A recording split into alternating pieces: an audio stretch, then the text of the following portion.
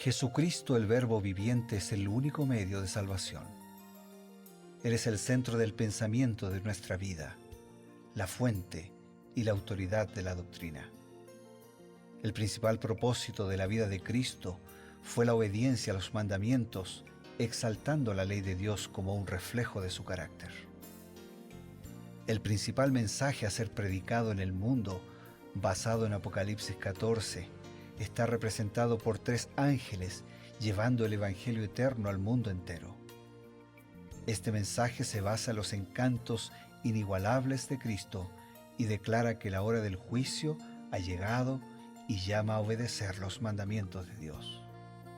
Mediante su palabra, Dios ha comunicado a los hombres el conocimiento necesario para la salvación. Las Santas Escrituras deben ser aceptadas como dotadas de autoridad absoluta y como revelación infalible de su voluntad. Y aunque el canon de las Escrituras inspiradas está cerrado, el Espíritu Santo continúa iluminando, amonestando y confortando al pueblo de Dios a través del testimonio de Jesús, el Espíritu de profecía. El camino a la vida se traza a través de un camino angosto que debe ser recorrido con confianza en las promesas que Dios dejó a hombres y mujeres fieles que dedicaron sus vidas hasta la muerte por el Evangelio eterno. Los fundadores de la Iglesia soñaron con el día en que la revelación sería una realidad en sus vidas. Miraron con los ojos de la fe a aquel día glorioso cuando finalmente la promesa sería cumplida en la venida magistral de Jesucristo a esta tierra para recompensar a cada uno según sea su obra.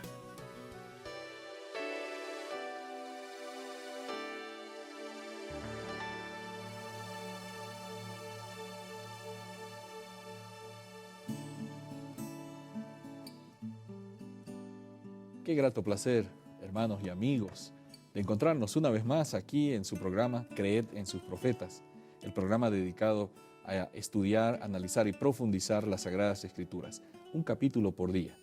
Acompañamos al estudio que ya ha sido realizado en Reavivados por su Palabra, pero con el añadido, con el agregado, el plus, como decimos cotidianamente, del espíritu de profecía.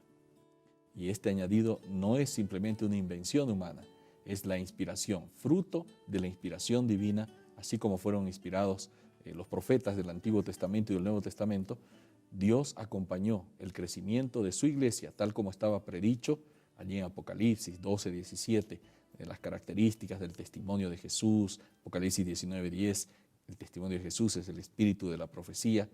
Ese don que acompañaría está presente a través de los escritos de Elena White. Y justamente nos congregamos para poder compartir con ustedes esas preciosas gemas de verdad, acompañados del pastor Bruno Razo. Gracias, Pastor Eber, por tu compañía. Es una alegría acompañarnos mutuamente y saber que no estamos solos, saber que hemos clamado para que el Espíritu de Dios nos acompañe. Así sea. Saber que estamos también con tantos amigos que nos permiten cortésmente entrar un momentito a su casa, a su habitación, a su trabajo, a su estudio, a su auto y acompañarnos mutuamente así para repasar estas grandes lecciones que de la palabra de Dios llegan a nuestra vida. Hoy enfatizamos Segunda de Crónicas, capítulo 17, y tratamos de encontrar algunos destaques para aprender en la experiencia del reinado de Josafat. Josafat fue un rey bastante destacado. Él fue uno de los reyes buenos, podríamos decir, de Israel, porque en realidad él desde el principio de su reinado buscó a Dios. Y realmente él tuvo éxito. En la evaluación que nos da la Biblia del reinado de Josafat es que fue un rey que buscó a Dios, que hizo prosperar la nación, enfrentó varios desafíos bélicos y los venció con la ayuda de Dios.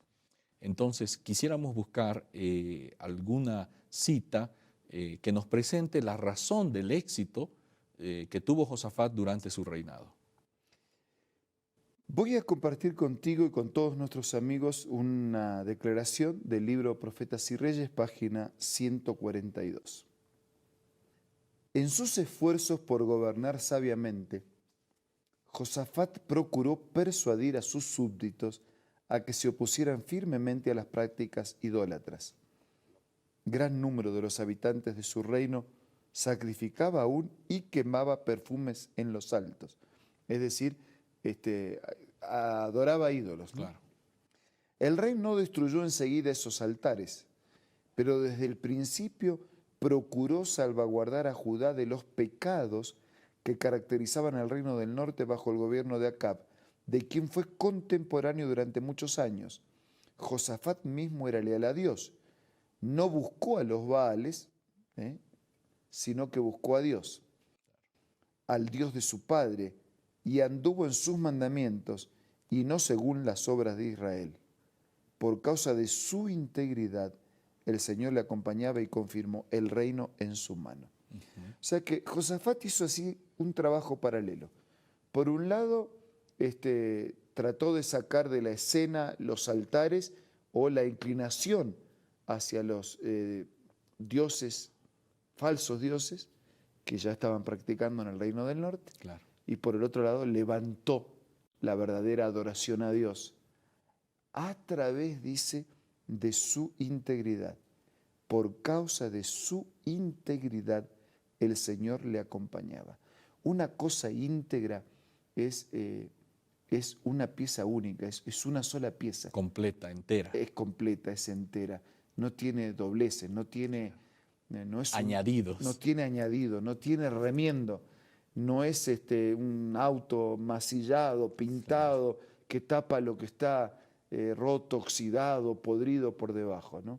Y por esa integridad Dios lo acompañaba. ¿Y cuál era la integridad? La integridad era decirle sí a Dios y decirle no a la idolatría. Qué bueno. Realmente es claro, ¿no? La cita nos explica el éxito que tuvo Josafat, causa de su integridad, causa de su lealtad, ¿no? De su ayuda a su pueblo para evitar la idolatría. Pero además tuvo prosperidad. Tuvo prosperidad. No solamente reinó tranquilo, sino que además, ¿no? De reinar con tranquilidad, tuvo éxito al interior, también tuvo prosperidad afuera, ¿no? Entonces, ¿a qué se debió la prosperidad de Josafat, más allá de simplemente mantener un status quo o mantener tranquila a los habitantes de su reino? Voy a compartir otra declaración que también está en este libro, Profetas y Reyes, pero en la página 143. Josafat debió gran parte de su prosperidad como gobernante a estas sabias medidas tomadas para suplir las necesidades espirituales de sus súbditos. Hay mucho beneficio en la obediencia a la ley de Dios. En la conformidad con los requerimientos divinos hay un poder transformador que imparte paz y buena voluntad entre los hombres.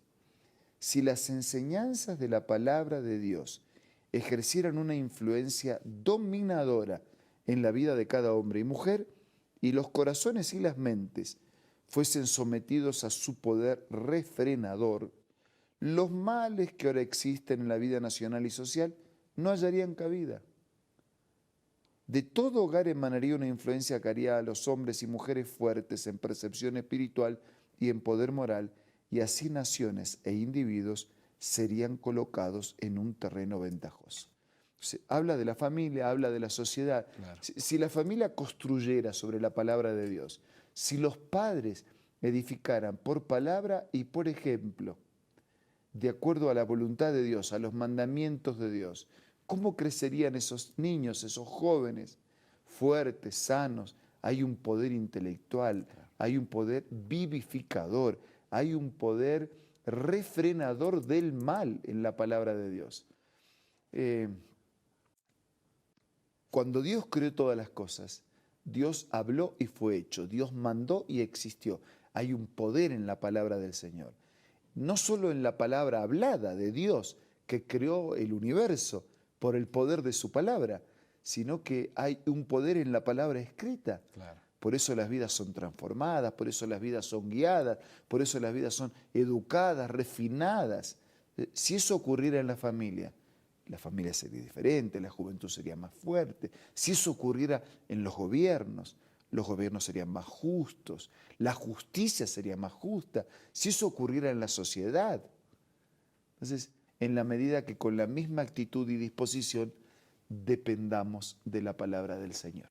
Mencionaba, pastor, ese poder transformador y me llamó también la atención que así lo dice claramente, un poder transformador que imparte paz y buena voluntad entre los hombres. Me imagino los vecinos, los ciudadanos, haciendo cosas en favor de los otros ciudadanos, no como ahora cada uno se quita las tierras, quiere quitar muchas cosas, conseguir del gobierno todo, pero no dar mucho, etcétera, etcétera. ¿No?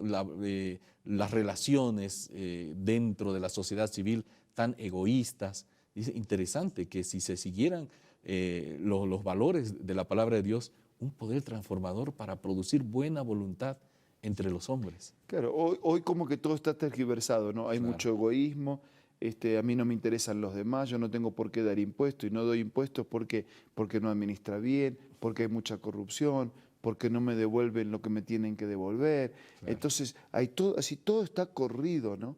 Pero si todo estuviera centrado en la palabra de Dios, si gobernantes y gobernados, si padres e hijos, si empleados y patrones, si profesionales y operarios, si todos dependiéramos de la misma palabra de Dios, la vida sería distinta. Infelizmente no es así, pero yo tengo buenas noticias. La Biblia dice que llegará el día en que todo volverá a ser conforme a aquel plan inicial de Dios. Gracias, pastor. Amigos, tenemos esa invitación de estar en ese momento especial en la historia humana. Vamos a recibir algunos consejos importantes y enseguida volvemos. Hola, seguimos descubriendo más consejos interesantes. Mira el que encontré el día de hoy. No tenemos nunca por qué sentirnos solos. Los ángeles son nuestros compañeros. El Consolador que Cristo prometió enviar en su nombre mora con nosotros. En el camino que conduce a la ciudad de Dios no hay dificultades que no puedan ver quienes en Él confían. No hay peligros de que no puedan verse libres. No hay tristeza ni dolor, ni flaqueza humana para cual Él no haya preparado remedio. Linda cita, ¿verdad? Esta y muchas otras puedes encontrar en el libro Ministerio de Curación, escritas por Elena G. de White, una autora y escritora muy reconocida. Te invito a que puedas ser parte de tu biblioteca personal y te invito a que puedas adquirirlo ingresando a la página web www.aces.com.ar. También descargando las aplicaciones de App Store o de Play Store para tus dispositivos móviles. Todavía tenemos un mensaje, algo especial para ustedes, queridos amigos. La Iglesia Adventista del Séptimo Día tiene una ONG que es ADRA, ¿no? La Agencia de Desarrollo y Recursos Asistenciales Adventistas. Y tiene un lema.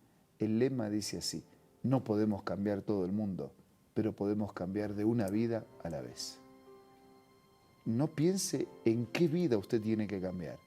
Piense en la suya. Cambiemos nuestra vida de una a la vez y empecemos una vida nueva con Dios. Ahora vamos a hablar con el Señor. Dios que estás en el cielo, gracias por el poder que refrena el mal de tu palabra. Gracias por el poder que transforma vidas. Gracias por la paz del perdón. Gracias por la esperanza. Gracias por mostrarnos un camino. Ayúdanos no solo a seguirlo con fidelidad, sino también a compartirlo con aquellos que necesitan ser alcanzados por este mismo mensaje. Bendice a nuestros amigos, a nuestros hermanos, renueva nuestra entrega, renueva nuestro compromiso y también renueva nuestro sueño, nuestra ilusión y nuestra esperanza, que de aquí a poco, cuando establezcas definitivamente tu reino, todo recuperará la perfección original. Ayúdanos a ser parte de ese reino. Lo pedimos, lo agradecemos, en el nombre de Jesús. Amén. Amén. Apreciados amigos, esto ha sido Creed en sus profetas. Nos encontramos el día de mañana. Hasta entonces.